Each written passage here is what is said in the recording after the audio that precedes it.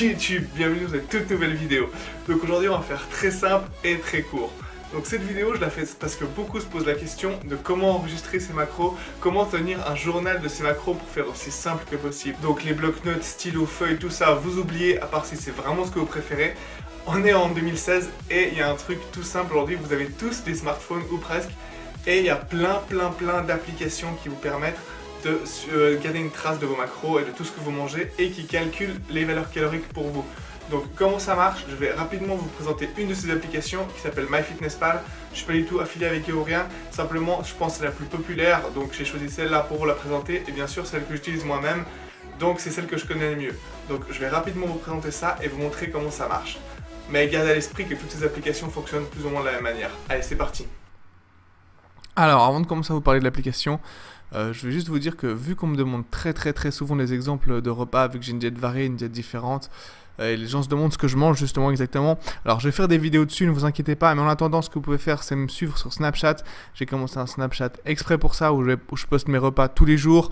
Je vais beaucoup poster donc mes repas là-dessus, vous montrer ce que je fais, des vidéos, des photos.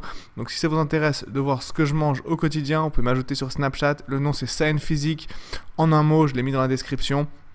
Donc n'hésitez pas à me rajouter sur Snapchat et comme ça vous pourrez voir ce que je mange. Donc tout de suite l'application maintenant.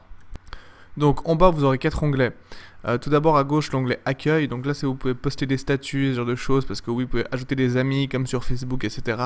Si vous décidez de mettre votre compte en ligne, ce qu'on n'est pas obligé de faire. Tout à droite vous avez un onglet, c'est les paramètres pour tous les réglages.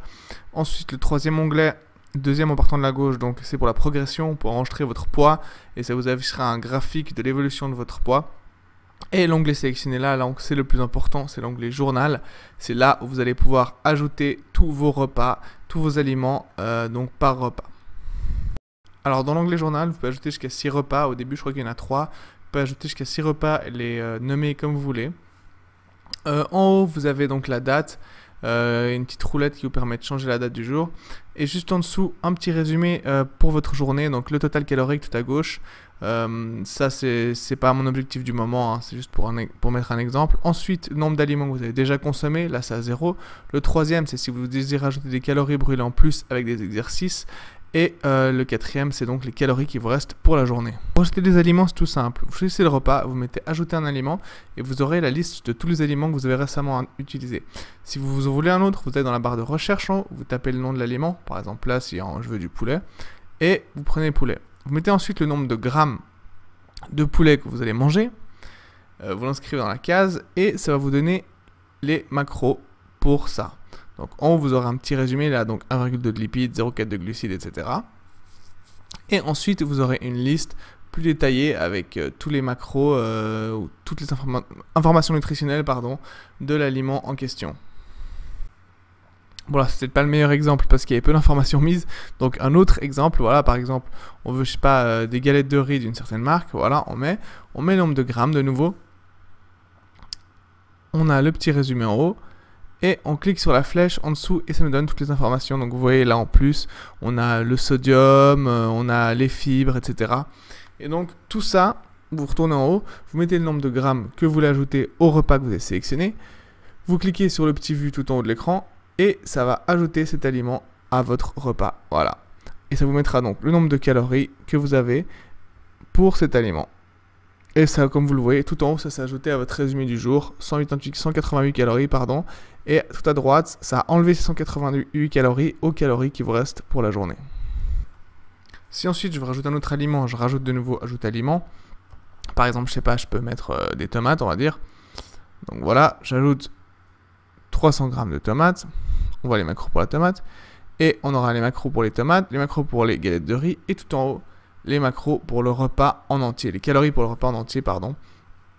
Et donc si je vais par exemple dans un autre repas, et là je tape peu importe du saumon, voilà, on va laisser comme ça 243 grammes, on aura le total calorique pour ce repas donc là à droite, le total calorique pour le repas 1 en dessus, et tout en haut, les totaux caloriques qui seront additionnés, et on aura le total calorique de la journée.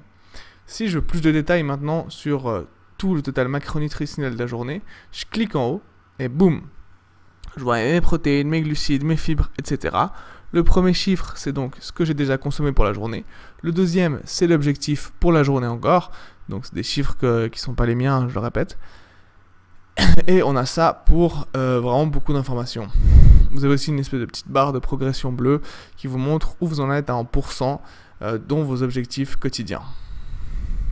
Et à droite, donc, le chiffre qui est là, c'est ce qui reste. Et donc, si vous cliquez dessus, vous avez votre ratio de protéines, enfin, ce que vous avez mangé par repas pendant cette journée, etc.